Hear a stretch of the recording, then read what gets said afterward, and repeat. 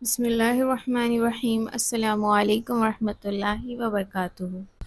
آج ہم تذکرۃ الصالحات یعنی چند نیک عورتوں کے حال کے بارے میں سنیں گے۔ چند خواتین اسلام یعنی کہ ان مقدس بیویوں کا تذکرہ مختصر سنیں گے جو تاریخ اسلام میں صالحات یعنی کہ نیک بیویوں کے لقب سے مشہور ہے، تاکہ آج کل کی ماؤں بہنیں ان کے واقعات اور ان کی مقدس زندگی مبارک حالات سے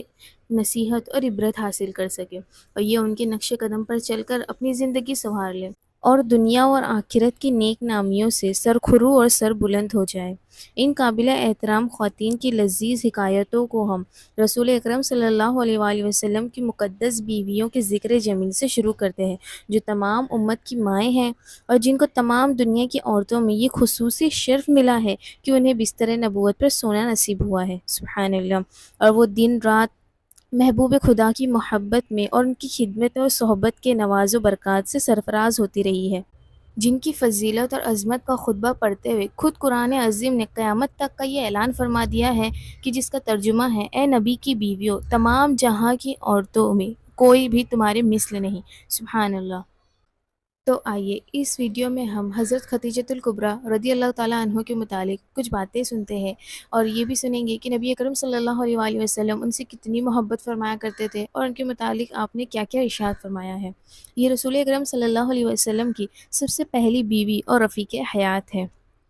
یہ خاندان قریش کی بہت ہی باوقار اور ممتاز خاتون ہے۔ ان کے والد کا نام خویلد بن اسد اور ان کی والدہ کا نام فاطمہ بنت زائدہ ہے۔ ان کی شرافت اور پاک دامنی کی بنا پر تمام مکہ والے ان کو طاہرہ کے لقب سے پکارا کرتے تھے، سبحان اللہ۔ انہوں نے حضور علیہ الصلوۃ والسلام کے اخلاق اور ان کی عادت اور جمال صورت یعنی ان کی خوبصورتی اور کمال سیرت یعنی سیرت دیکھ کر خود ہی آپ نے نکاح کی رغبت ظاہر کی۔ چنانچہ اشرف قریش کے مجمع میں باقاعدہ آپ کا نکاح ہوا اور حضور اکرم صلی اللہ علیہ وآلہ وسلم کو ان سے بے پناہ اور بے حد محبت تھی۔ چنانچہ جب تک یہ زندہ رہی آپ نے کسی دوسری عورت سے نکاح نہیں فرمایا اور بامسلسل 50 سال تک محبوب خدا کی جانثاری اور خدمت میں اپنی زندگی گزاری۔ حضور علیہ الصلوۃ والسلام کو بھی ان سے اس قدر محبت تھی کہ ان کے وفات کے بعد آپ اپنی محبوب ترین بیوی حضرت عائشہ صدیقہ رضی اللہ تعالی عنہا سے فرمایا کرتے تھے کہ خدا کی قسم، خدیجہ سے بہتر مجھے کوئی بیوی نہیں ملی۔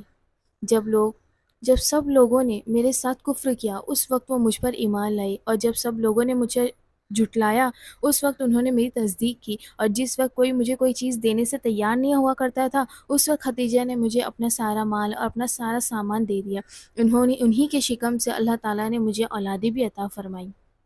ان کی فضیلت میں بہت سی حدیثیں آئی ہیں، چنانچہ حضور اکرم صلی اللہ علیہ وآلہ وسلم نے فرمایا کہ تمام دنیا کی عورتوں میں سب سے زیادہ اچھی اور باکمال 4 بیویاں ہیں۔ ایک حضرت مریم، دوسری حضرت آسیہ فرعون کی بیوی، تیسری حضرت خدیجۃ الکبریٰ رضی اللہ تعالی عنہا، چوتھی حضرت فاطمہ الزہرا رضی اللہ تعالی عنہا۔ ایک مرتبہ حضرت جبرائیل علیہ السلام دربار نبوت میں حاضر ہوئے اور عرض کیا: اے محمد، یہ خدیجہ ہے جو آپ کے پاس ایک برتن میں کھانا لے کر آ رہی ہے، جب یہ آپ کے پاس آ جائے تو ان سے ان کے رب کا اور میرا سلام کہہ دیجیے، اور ان کو یہ خوشخبری سنا دیجیے کہ جنت میں ان کے لیے موتی کا ایک گھر بنایا ہے جس میں نہ کوئی شور ہوگا نہ کوئی تکلیف ہوگی۔ حضرت خدیجہ کی محبت آخری عمر تک حضور کے قلب مبارک میں رچی بسی رہی، یہاں تک کہ ان کے وفات کے بعد جب حضور کے گھر میں کوئی بکری ذبح ہوتی تو آپ حضرت خدیجہ کی سہیلیوں کے یہاں بھی ضرور گوشت بھیجا کرتے تھے، اور آپ ہمیشہ بار بار حضرت خدیجۃ الکبریٰ رضی اللہ تعالیٰ عنہا کا ذکر فرمایا کرتے تھے۔ ہجرت کے 3 برس پہلے 65 برس کی عمر پا کر ماہ رمضان میں مکہ مکرمہ کے اندر انہوں نے وفات پائی، اور مکہ مکرمہ کے مشہور قبرستان جنت المعلیٰ میں خود حضور اقدس صلی اللہ علیہ وآلہ وسلم نے ان کی قبر انور میں اتر کر اپنے مقدس ہاتھوں سے ان کو سپرد خاک فرمایا۔ اس وقت تک نماز جنازہ کا حکم نازل نہیں ہوا تھا، اس لیے حضور اکرم نے ان کے جنازے کی نماز نہیں پڑھائی۔ حضرت خدیجہ کی وفات سے 3 یا 5 دن پہلے ہی حضور کے چچا ابو طالب کا انتقال ہو گیا تھا۔ ابھی چچا کے وفات کے صدمے سے حضور علیہ الصلوۃ والسلام کا قلب ناسو رنج و غم میں اس قدر نڈھال تھا کہ حضرت خدیجہ کا انتقال ہو گیا۔ اس قلب مبارک پر اتنا زبردست صدمہ گزرا کہ آپ نے اس سال کا نام عام الحزن یعنی غم کا سال رکھ دیا۔ حضرت ام المومنین بی بی خدیجہ رضی اللہ تعالیٰ عنہ کی مقدس زندگی سے ماں بہنوں کو سبق حاصل کرنا چاہیے کہ انہوں نے کیسے کٹھن اور مشکلات کے دور میں حضور اکرم صلی اللہ علیہ وآلہ وسلم پر اپنا تن من دھن سب کچھ قربان فرما دیا،